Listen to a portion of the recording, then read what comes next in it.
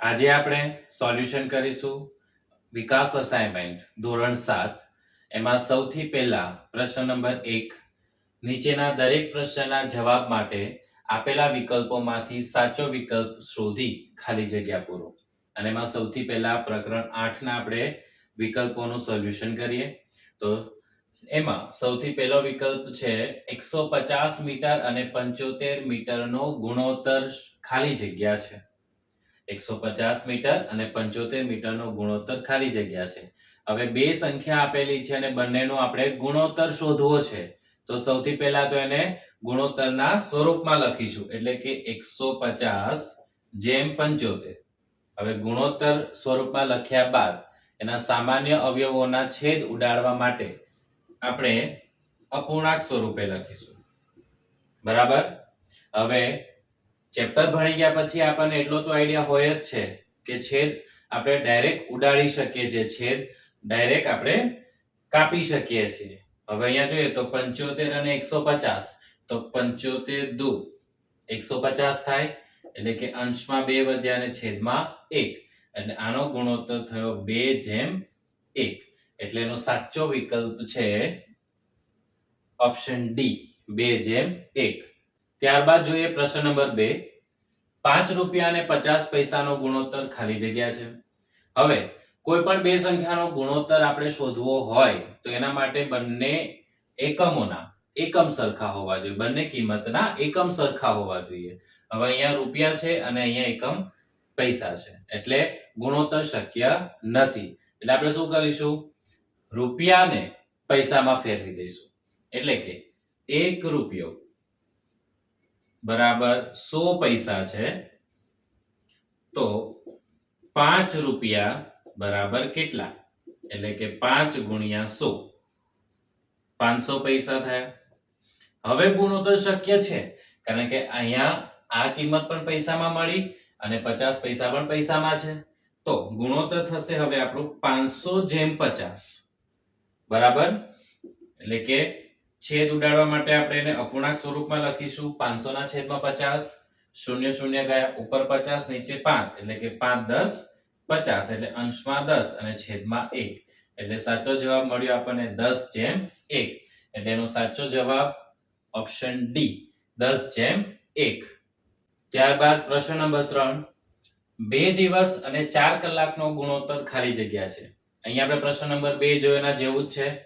અહીંયા દિવસમાં એકમ છે અને અહીંયા કલાકમાં છે એટલે બંનેનો ગુણોત્તર પહેલા તો શક્ય નથી એટલે આપણે દિવસને કલાકમાં ફેરવીશું એટલે બંને સંખ્યાના એકમો સરખા થશે એટલે કે 1 દિવસ બરાબર 24 કલાક થાય તો 2 દિવસ બરાબર કેટલા? એટલે કે 2 ગુણ્યા 24 24 દુ 48 કલાક. હવે અહીંયા એકમને આપણે કલાકમાં ફેરવી દીધો છે અને અહીંયા તો કલાક છે જ એટલે હવે આપણો ગુણોત્તર શું થશે? 48:4. 2 દિવસની જગ્યાએ 48 કલાકમાં ફેરવી દીધા અને 4 કલાક તો છે જ. સરખા છેદ ઉડાડવા માટે આપણે એને અપૂર્ણાંક સ્વરૂપમાં લખીશું અને છેદ ઉડાડીશું 12 ચોક 48 એટલે કે 12/1 એટલે જવાબ મળ્યો 12:1 એટલે સાચો જવાબ આપણો ઓપ્શન સી 12:1. ત્યારબાદ પ્રશ્ન નંબર 4 1 કિલોગ્રામ અને 50 ગ્રામનો ગુણોત્તર ખાલી જગ્યા છે. અહીંયા સેમ ક્વેશ્ચન, એક કિંમત કિલોગ્રામમાં છે અને એક કિંમત ગ્રામમાં છે. તો આપણે સૌથી પહેલા તો કિલોગ્રામને ગ્રામમાં ફેરવી દઈશું એટલે બંને કિંમતના એકમ થશે સરખા એટલે કે 1 કિલોગ્રામ બરાબર 1000 ગ્રામ બરાબર. હવે કિલોગ્રામને આપણે ગ્રામમાં ફેરવી દીધી કારણ કે 1 કિલોગ્રામ જ છે એટલે 1000 ગ્રામ જવાબ આવી ગયો. હવે 5 કિલોગ્રામ હોય તો 5 કિલોગ્રામ બરાબર કેટલા એવું આપણે પદ મૂકવું પડે પણ ફક્ત 1 કિલોગ્રામ માટે જ પૂછ્યું છે એટલે હવે આપણો ગુણોત્તર થશે 1000:500. છેદ ઉડાડવા માટે અપૂર્ણાંક સ્વરૂપમાં લખીશું 1000 ના છેદમાં 500 શૂન્ય શૂન્ય ગયા અને 5 દુ 10 એટલે કે 2 ના છેદમાં 1 એટલે 2:1 આપણો જવાબ મળ્યો એટલે સાચો જવાબ છે ઓપ્શન બી 2:1. ત્યારબાદ પ્રશ્ન નંબર 5 25 બાળકોમાં 15 છોકરીઓ છે તો ખાલી જગ્યા ટકા છોકરીઓ છે. હવે આ દાખલાનું સોલ્યુશન કેવી રીતે કરીશું? તો સૌથી પહેલા આપણે એક સાદું પદ મૂકી દઈએ કે ભાઈ 25 માંથી 15, બરાબર? આ એક સાદા સ્વરૂપમાં ફેરવી દીધું. હવે આને આપણે અપૂર્ણાંક સ્વરૂપમાં ફેરવીએ એટલે કે 15/25. છેદમાં હંમેશા ટોટલ સંખ્યા જ લખાય અને એમાંથી જેટલી સંખ્યા આપેલી હોય એ અંશમાં લખાય. હવે એને જ્યારે આપણે ટકામાં ફેરવવું હોય ત્યારે અપૂર્ણાંક સંખ્યાને જ્યારે આપણે 100 વડે ગુણી દઈએ એટલે એનું ટકામાં સ્વરૂપ ફેરવાઈ ગયું. પણ હજુ છેદ ઉડાડવાના તો બાકી જ છે. એટલે કે 25 ચોક 100, 15 ચોક 60, એટલે કે 60% છોકરીઓ છે. એટલે સાચો જવાબ છે ઓપ્શન ડી, 60%. ત્યારબાદ પ્રશ્ન નંબર 6, 40 વિદ્યાર્થીઓમાંથી 8 વિદ્યાર્થીઓ ગેરહાજર છે, તો ખાલી જગ્યા ટકા વિદ્યાર્થીઓ ગેરહાજર છે એના માટે આપણે સૌથી પહેલા સામાન્ય પદ મૂકીશું કે ભાઈ 40 માંથી 8, બરાબર? હવે એને આપણે અપૂર્ણાંક સ્વરૂપમાં લખીશું એટલે કે 8/40 અને ટકા શોધવા માટે એને ગુણ્યા 100. એટલે 0 0 ગયા. હંમેશા યાદ રાખવાનું કે ગુણાકાર અપૂર્ણાંક સાથે હોય અને એની સાથે જો કોઈ એકલી સંખ્યા હોય કે એટલે કે એના છેદમાં કંઈ ના હોય તો એ સંખ્યાને હંમેશા અંશમાં જ ગણવાની, બરાબર? એના છેદમાં કંઈ નથી એવું નથી, એના છેદમાં 1 છે પણ છેદમાં આપણે કોઈ દિવસ 1 લખતા નથી. એટલે જ્યારે સંખ્યા એકલી હોય ત્યારે એ સંખ્યાને અંશમાં જ ગણવાની, બરાબર? એટલે 0 0 ગયા અને 4 દુ 8. એટલે હવે આપણી પાસે વધ્યા 2 ગુણ્યા 10, 10 દુ 20. જવાબ મળ્યો આપણને 20%. એટલે કે 20% વિદ્યાર્થીઓ ગેરહાજર છે, બરાબર? ત્યારબાદ પ્રશ્ન નંબર 7, વસ્તુની કિંમત ₹20 માંથી ₹25 થાય છે, એટલે કે વધારો થયો. તો કિંમતમાં ખાલી જગ્યા ટકા વધારો થયો ગણાય. હવે અહીંયા એવું નથી કીધું કે કેટલા રૂપિયા વધારો થયો. એ તો આપણને ખબર જ છે કે 20 માંથી 25 થાય એટલે 5 રૂપિયા વધ્યા. પણ કેટલા ટકાનો વધારો થયો? હવે જે કિંમત વધી છે એના ઉપર આપણે ટકા શોધવા પડશે. એટલે સૌથી પહેલા તો વધારો કેટલો થયો? તો ₹25 માંથી ₹20 બાદ કરીએ એટલે આપણને ખબર પડે કે 5 રૂપિયાનો વધારો થયો. હવે કેટલા ટકા વધારો થયો? હવે જ્યારે પણ આ પ્રકારના દાખલા આવે, વધારો થયો છે કે પછી ઘટાડો થયો છે, ત્યારે છેદમાં હંમેશા જૂની કિંમત મૂકવાની, બરાબર? આપણે સૌથી મોટી ભૂલ કરી દઈએ છીએ કે ભાઈ 20 માંથી 25 થયા એટલે 5/25 મૂકી દઈએ છીએ, બરાબર? પણ હંમેશા આ પ્રકારના દાખલામાં છેદમાં જૂની કિંમત જ મૂકવાની. એટલે કે 5/20, બરાબર? ટોટલ 20 રૂપિયા હતા અને એમાં 5 નો વધારો થયો અને એનો ટકાવારી શોધવા માટે ગુણ્યા 100, 0 0 કર અને 2 પંચા 10, એટલે કે પચું 25%. એટલે કે 25% કિંમતનો વધારો થયો. એટલે આપણો સાચો જવાબ છે ઓપ્શન સી, 25%. ત્યારબાદ પ્રશ્ન નંબર 8, એક વસ્તુની કિંમત ₹200 હતી તે ₹100 થઈ. એટલે અહીંયા કિંમતમાં ઘટાડો થયો. 200 રૂપિયાની એની કિંમત હતી અને 100 રૂપિયા થઈ. તો કિંમતમાં ખાલી જગ્યા ટકા ઘટાડો થયો ગણાય. હવે જૂની કિંમત કઈ છે? 200. 200 રૂપિયા હતી અને 100 રૂપિયા ઘટાડો થયો, બરાબર? એટલે સૌથી પહેલા આપણે શોધીશું ઘટાડો કેટલો થયો. એટલે કે ₹200 માંથી 100 રૂપિયાનો ઘટાડો થઈ ગયો. એટલે 100 રૂપિયા ઘટ્યા, બરાબર? હવે એની આપણે ટકાવારી શોધીશું. એટલે કે ઘટાડો થયો 100 રૂપિયાનો, પણ કેટલા રૂપિયામાંથી? 200 રૂપિયામાંથી. એટલે કે 100 ના છેદમાં 200 અને ટકાવારી શોધવા માટે એને ગુણ્યા 100. 0 0 0 0 કટ થયા. તમે અહીંયા પણ 2 શૂન્ય કટ કરી શકો ને અહીંયા પણ કરી શકો છો, બરાબર? હવે અહીંયા છે 100 ભાગ્યા 2 એટલે કે 50 દુ 100. એટલે કે 50% કિંમતમાં ઘટાડો થઈ ગયો. કેટલો? 50%. એટલે સાચો જવાબ આપણો છે ઓપ્શન એ, 50%. ત્યારબાદ જોઈએ પ્રકરણ નંબર 9 ના વિકલ્પો. એમાં સૌથી પહેલા છે 4/9 અને ખાલી જગ્યા સમાન સમય સંખ્યાઓ છે.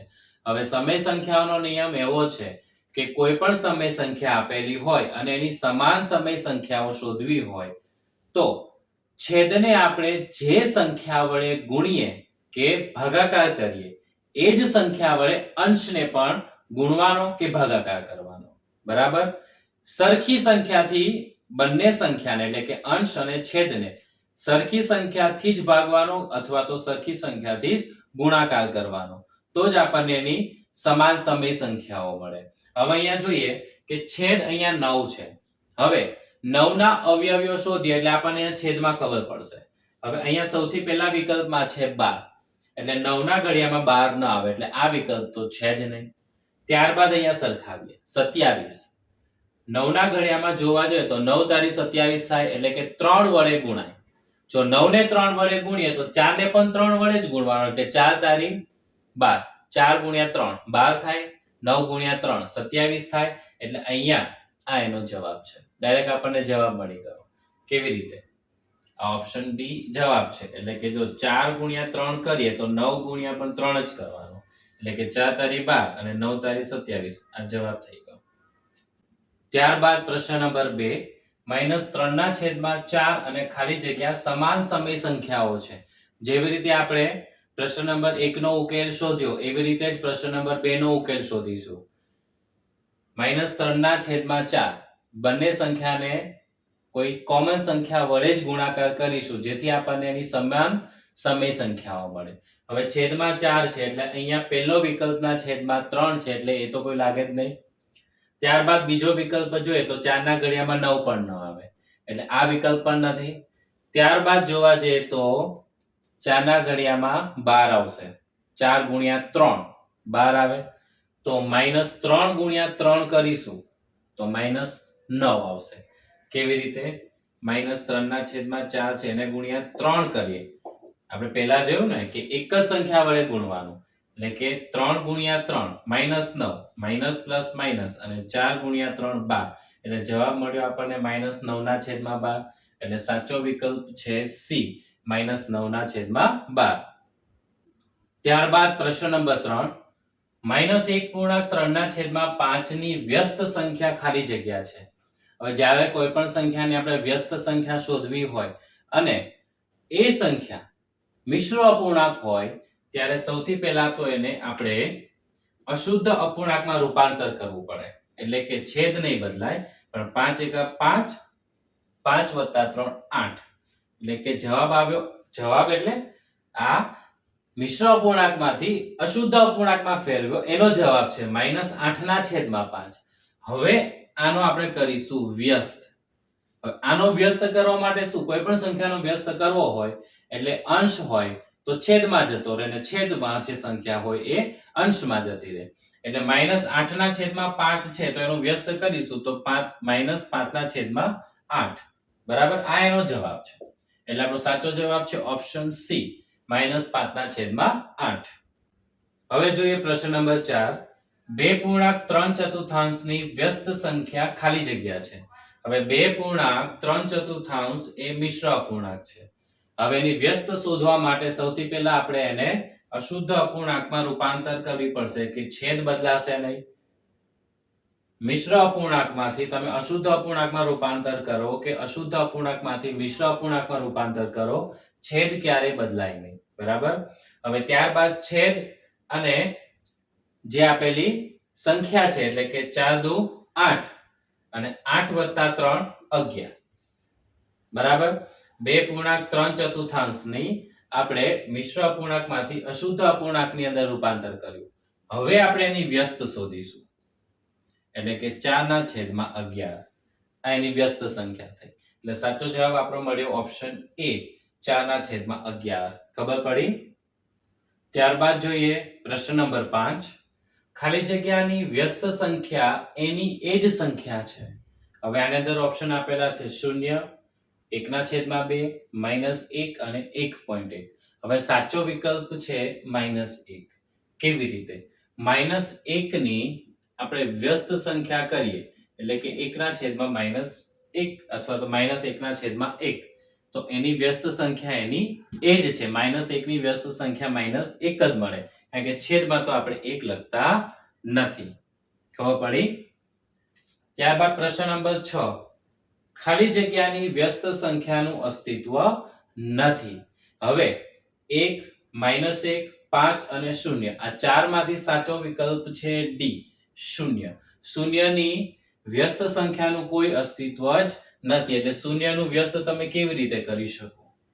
બરાબર, શૂન્યનું વ્યસ્ત તમે કેવી રીતે કરશો? શૂન્યના છેદમાં એક, એકના છેદમાં શૂન્ય, એટલે કે શૂન્યનું કોઈ પણ અસ્તિત્વ નથી. ત્યારબાદ પ્રશ્ન નંબર 7, 2.5 એ ખાલી જગ્યા સંખ્યા છે. હવે 2.5 એ દશાંશ સ્વરૂપમાં છે, વચ્ચે પોઈન્ટ છે, એટલા માટે એ સમય સંખ્યા છે. ઓપ્શન ડી, સમય સંખ્યા. પડી ખબર? ત્યારબાદ વિકલ્પ નંબર 8, 3.2 પંચમાંશને p છેદમાં q સ્વરૂપમાં ખાલી જગ્યા લખાય. હવે p ના છેદમાં q સ્વરૂપ એટલે કઈ નવો પ્રશ્ન નથી. p ના છેદમાં q સ્વરૂપ એટલે કે p અંશ છે અને q છેદ છે. હવે આપણે 3.2 પંચમાંશને p ના છેદમાં q સ્વરૂપમાં લખવાનું કીધું છે, તો આપણે જ્યાં મિશ્ર અપૂર્ણાંકને જ્યારે અશુદ્ધ અપૂર્ણાંકમાં ફેરવીશું, એટલે છેદ તો બદલાશે જ નહીં. હવે 5 ગુણ્યા પૂર્ણાંક સંખ્યા એટલે 5 તારી 15 અને અંશનો સરવાળો એટલે 15 ને 2 17. આ p ના છેદમાં q સ્વરૂપ મળી ગયું. 17 ના છેદમાં 5 એટલે સાચો જવાબ છે આપણો ઓપ્શન સી, 17 ના છેદમાં 5. ત્યારબાદ જોઈએ પ્રકરણ નંબર 11. તેમાં સૌથી પહેલો પ્રશ્ન છે, એક ચોરસની બાજુની લંબાઈ 6 સેમી છે, તો તેની પરિમિતિ ખાલી જગ્યા સેમી થાય. હવે આની અંદર આપણને આકાર આપી દીધો છે ચોરસ અને પૂછ્યું છે પરિમિતિ, એટલે એની લંબાઈ આપી દીધી છે 6 સેમી, એટલે કે લંબાઈ બરાબર 6 સેમી છે. એટલે અહીંયા સૂત્ર મૂકીશું, ચોરસની પરિમિતિ બરાબર 4 ગુણ્યા લંબાઈ. 4 ગુણ્યા લંબાઈ આપેલી છે 6 સેમી, એટલે 6 ચોક 24 સેમી ચોરસની પરિમિતિ આપણને મળી. એટલે સાચો જવાબ છે ઓપ્શન સી, 24 સેમી. ત્યારબાદ પ્રશ્ન નંબર 2, એક ચોરસની બાજુની લંબાઈ 8 સેમી છે, તો તેનું ક્ષેત્રફળ ખાલી જગ્યા સેમી સ્ક્વેર છે. હવે અહીંયા આકૃતિ ચોરસ છે, એની લંબાઈ આપી દીધી છે અને એનું ક્ષેત્રફળ શોધવાનું છે. લંબાઈ આપેલી છે 8 સેમી. હવે એનું ક્ષેત્રફળ શોધવું છે, તો આપણે સૂત્ર મૂકીશું, ચોરસનું ક્ષેત્રફળ બરાબર લંબાઈ ગુણ્યા લંબાઈ. એટલે કે લંબાઈ 8 સેમી છે, એટલે કે 8 ગુણ્યા 8, 8 64 સેમી સ્ક્વેર. એટલે એનું ક્ષેત્રફળ મળ્યું આપણને ઓપ્શન બી, 64 સેન્ટીમીટર સ્ક્વેર. પ્રશ્ન નંબર 3, 48 સેન્ટીમીટર પરિમિતિવાળા ચોરસની બાજુની લંબાઈ ખાલી જગ્યા સેન્ટીમીટર હોય. હવે અત્યાર સુધી આપણે લંબાઈ કે બાજુનું માપ આપેલું હતું અને આપણે પરિમિતિ અને ક્ષેત્રફળ શોધતા હતા, પણ અહીંયા પરિમિતિ જ આપી દીધી છે, તો કન્ફ્યુઝન થાય કે કરવું શું. પણ જ્યારે પરિમિતિ આપી દીધી હોય કે ક્ષેત્રફળ આપી દીધું હોય, ત્યારે એ જ સૂત્ર મૂકવાનું અને દાખલાની ગણતરી કરવાની. કેવી રીતે? આપણને પરિમિતિ આપી દીધી છે 48 સેન્ટીમીટર ચોરસની, એટલે અહીંયા આપણે સૂત્ર મૂકીશું, ચોરસની પરિમિતિ. જે માહિતી આપેલી છે એનું જ સૂત્ર મૂકવાનું. ચોરસની પરિમિતિ બરાબર 4 ગુણ્યા લંબાઈ. પરિમિતિ આપી દીધી છે 48, 4 છે અને એને ગુણ્યા લંબાઈ. લંબાઈ તો આપણે શોધવાની છે, એટલે લંબાઈ સાથે જે 4 ગુણાયેલો છે એ બરાબરની નિશાનીની આ બાજુ આવી જશે, એટલે કે 48 ભાગ્યા 4 બરાબર લંબાઈ, એટલે કે 12 ચોક 48, એટલે લંબાઈ આપણી મળી 12 સેન્ટીમીટર. એટલે સાચો વિકલ્પ છે ઓપ્શન એ, 12 સેન્ટીમીટર. ત્યારબાદ પ્રશ્ન નંબર 4, 144 સેન્ટીમીટર સ્ક્વેર ક્ષેત્રફળ ધરાવતા ચોરસની બાજુની લંબાઈ ખાલી જગ્યા સેમી હોય. હવે અહીંયા ક્ષેત્રફળ આપી દીધું છે આપણને અને કીધું છે કે ચોરસ છે, લંબાઈ શોધવાની છે, એટલે સૂત્ર મૂકીશું, ચોરસનું ક્ષેત્રફળ બરાબર લંબાઈ ગુણ્યા લંબાઈ, L ગુણ્યા L, લેન્થ ગુણ્યા લેન્થ. ક્ષેત્રફળ આપી દીધું છે 144 ને લેન્થ ગુણ્યા લેન્થ, એટલે કે આપણે લંબાઈ તો શોધવાની છે. બરાબર. હવે આ લંબાઈ શોધવા માટે આપણે 144 ના અવયવ પાડીશું. 72 દુ 144, 36 દુ 72, 18 દુ 36, 9 દુ 18, 3 તારી 9 અને 3 એકા 3. 144 ના અવયવો. હવે એ અવયવોને બે બેના ગ્રુપમાં કરીશું. એટલે કે 2 ગુણ્યા 2 એટલે 2 નો વર્ગ, 2 નો વર્ગ, 3 નો વર્ગ. કે 2 ગુણ્યા 2 ગુણ્યા 3 આખાનો વર્ગ કરીએ એટલે કે 12 નો વર્ગ. હવે એકચ્યુઅલી આ દાખલાનો જે જવાબ આપણે શોધ્યો છે એ વર્ગ વર્ગમૂળ પ્રકરણ પ્રમાણે છે, જે ધોરણ 8 માં આવે છે. હવે ધારો કે તમને આ પ્રમાણે દાખલાનો જવાબ લેતા નથી આવડતો કે દાખલાનો જવાબ શોધતા નથી આવડતો, તો જો તમને ડાયરેક્ટ આવડતો હોય તો તમે જવાબ લખી શકો. હવે આનો જવાબ મળ્યો આપણને 12 સેમી. એટલે કે લંબાઈ મળી 12 સેન્ટીમીટર. એટલે કે ઓપ્શન એ 12 સેન્ટીમીટર. પ્રશ્ન નંબર 5. 70 મીટર પરિમિતિવાળા લંબચોરસ પ્રાર્થના ખંડની લંબાઈ 20 મીટર છે તો પહોળાઈ ખાલી જગ્યા મીટર હોય. હવે અહીંયા આકાર આપેલો છે લંબચોરસ, પરિમિતિ આપી દીધી છે અને લંબાઈ આપી દીધી છે. આપણે પહોળાઈ શોધવાની છે. ત્રણમાંથી બે વસ્તુ આપેલી હોય તો ત્રીજી વસ્તુ આરામથી મળે. એટલે સૂત્ર મૂકવાનું, લંબચોરસની પરિમિતિ જે આપેલું છે એનું સૂત્ર મૂકવાનું. લંબચોરસની પરિમિતિ બરાબર 2 ગુણ્યા લંબાઈ વત્તા પહોળાઈ. પરિમિતિ આપી દીધી છે 70, 2 ગુણ્યા લંબાઈ 20 છે અને પહોળાઈ શોધવાની છે. હવે 2 નો કૌંસ સાથે ગુણાકાર કરીશું એટલે કે 70 બરાબર 20 દુ 40 વત્તા 2b. 40 ધન છે, બરાબરની નિશાનીની આ બાજુ આવશે એટલે કે ઋણ થઈ જશે. એટલે 70 માઈનસ 40 અને અહીંયા 2b વધ્યા એટલે કે 30 બરાબર 2b. હવે 2 અને b વચ્ચે ગુણાકારની નિશાની છે, b ની કિંમત શોધવી છે. એટલે b ની સાથે જે 2 ગુણાયેલો છે એ બરાબરની નિશાનીની આ બાજુ આવશે એટલે ભાગાકારમાં જશે. એટલે કે 30 ભાગ્યા 2 બરાબર પહોળાઈ. એટલે કે 15 દુ 30. એટલે આપણને આપણી પહોળાઈ મળી 15 મીટર. ખ્યાલ આવ્યો? એટલે આપણો ઓપ્શન એ 15 મીટર પહોળાઈ હોય. ત્યારબાદ પ્રશ્ન નંબર 6. 96 મીટર સ્ક્વેર ક્ષેત્રફળ વાળા લંબચોરસ બાગની લંબાઈ 12 મીટર હોય તો પહોળાઈ ખાલી જગ્યા મીટર હોય. લંબચોરસ આકાર છે, ક્ષેત્રફળ આપી દીધું છે, લંબાઈ આપી દીધી છે, પહોળાઈ શોધવાની. એટલે સૂત્ર મૂકવાનું, લંબચોરસનું ક્ષેત્રફળ. જે માહિતી આપેલી છે એનું જ આપણે સૂત્ર મૂકીશું, લંબાઈ ગુણ્યા પહોળાઈ. ક્ષેત્રફળ 96 મીટર સ્ક્વેર આપેલા છે, લંબાઈ છે 12 ગુણ્યા પહોળાઈ. હવે અહીંયા 12 ગુણાકારમાં છે, b ની કિંમત શોધવાની છે એટલે આ બાજુ આવી જશે ભાગાકારમાં. એટલે 96 ભાગ્યા 12 બરાબર પહોળાઈ b. 12 * 96 એટલે આપણી પહોળાઈ હોય 8 મીટર. ખ્યાલ આવ્યો? એટલે આપણો સાચો ઓપ્શન છે એ 8 મીટર. પ્રશ્ન નંબર 7. એક સમાંતર બાજુ ચતુષ્કોણનું ક્ષેત્રફળ 80 સેન્ટીમીટર સ્ક્વેર છે. જો તેનો પાયો 8 સેન્ટીમીટર હોય તો પાયા પરના વેધની લંબાઈ ખાલી જગ્યા સેન્ટીમીટર હોય. હવે જો આ આપણું સમાંતર બાજુ ચતુષ્કોણ, બરાબર, આનું ક્ષેત્રફળ આપણને આપી દીધું છે 80 સેન્ટીમીટર સ્ક્વેર અને તેનો પાયો 8 સેન્ટીમીટર હોય. એટલે આ પાયો 8 સેન્ટીમીટર આપી દીધો છે. હવે આપણે આ વેધ શોધવાનો છે, બરાબર. હવે સમાંતર બાજુ ચતુષ્કોણનું ક્ષેત્રફળ, સમાંતર બાજુ ચતુષ્કોણનું આપેલું છે તો આપણે એનું સૂત્ર મૂકીશું, પાયો ગુણ્યા વેધ અથવા તો b * h, base into height પણ આપણે લખી શકીએ. પાયો આપી દીધો છે 8, વેધ આપ્યો નથી અને ક્ષેત્રફળ આપી દીધું છે 80, બરાબર. વેધ શોધવો છે, 8 ગુણાકારમાં છે, બરાબરની નિશાનીની આ બાજુ આવશે એટલે 8 આવશે ભાગાકારમાં. 8 * 10 = 80 એટલે આપણને વેધ મળ્યો 10 સેન્ટીમીટર. ખ્યાલ આવ્યો? એટલે આપણો સાચો જવાબ છે ઓપ્શન ડી 10 સેન્ટીમીટર. પ્રશ્ન નંબર 8.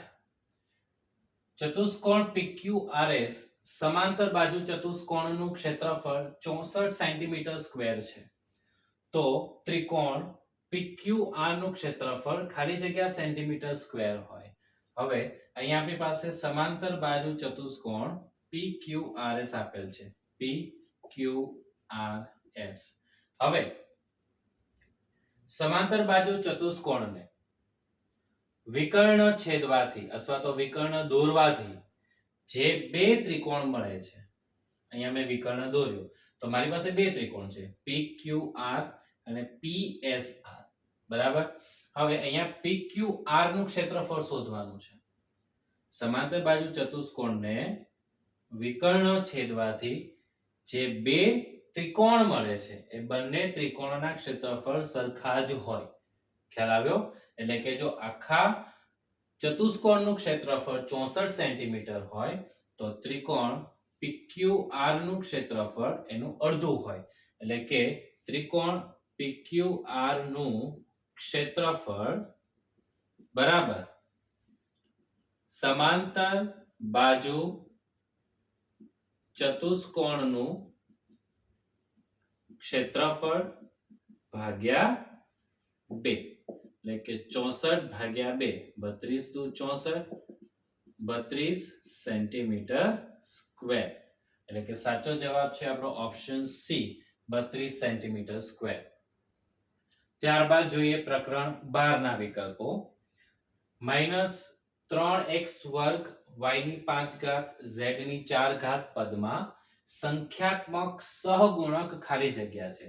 સહગુણક એટલે જે પણ ચલની આગળ જે પણ સંખ્યા છે એને સહગુણક કહેવાય. એટલે કે અહીંયા સહગુણક છે -3, એટલે કે એનો સાચો જવાબ છે ઓપ્શન બી, -3. ત્યારબાદ પ્રશ્ન 2, 2x ની 4 ઘાત y વત્તા 3x વર્ગ y વર્ગ ઓછા 9 બહુપદીમાં ખાલી જગ્યા પદો છે. આખી બહુપદી છે. હવે એની અંદર પદો કેટલા? 1, 2 અને 3. આ 9 અચળ પદ છે પણ એ પદમાં તો ગણાશે જ, એટલે આની અંદર પદો કેટલા છે? 3. એટલે સાચો જવાબ ઓપ્શન બી, 3.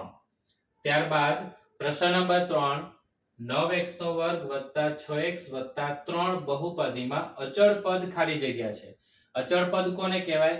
કે જે પદની સાથે ચલ ન હોય. ચલ એટલે a to z માંથી કોઈ પણ આલ્ફાબેટ ન હોય એને અચળ પદ કહેવાય. એવું પદ અહીંયા છે ફક્ત છેલ્લું 3, એટલે કે સાચો જવાબ ઓપ્શન ડી, 3.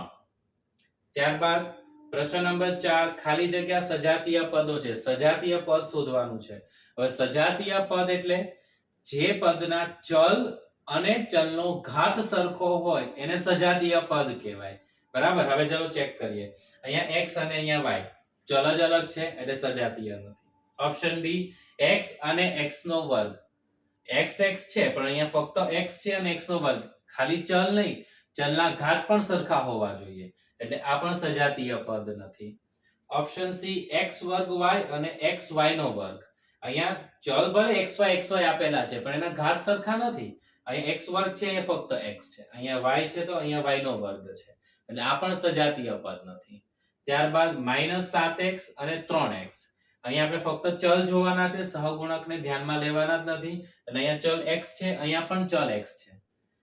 ચલ પણ સરખા છે, એની ઘાત પણ એક જ છે, એટલે આ બંને સજાતીય પદ છે, એટલે કે ઓપ્શન છે ડી. ત્યારબાદ જોઈએ પ્રકરણ 13 ના વિકલ્પો. એમાં સૌથી પહેલા છે 4 ની 3 ઘાતની કિંમત ખાલી જગ્યા છે. હવે 4 ની 3 ઘાત એટલે કે 4 ગુણ્યા 4 ગુણ્યા 4. હવે 4 ગુણ્યા 4 ગુણ્યા 4 નો ગુણાકાર કરીએ તો ચોકે ચોકે 16 અને 16 ચોક 64 કિંમત મળી, એટલે એનો સાચો જવાબ છે ઓપ્શન ડી, 64. પ્રશ્ન નંબર 2, 2 ની 3 ઘાત અને 3 ની 2 ઘાતની કિંમત ખાલી જગ્યા છે.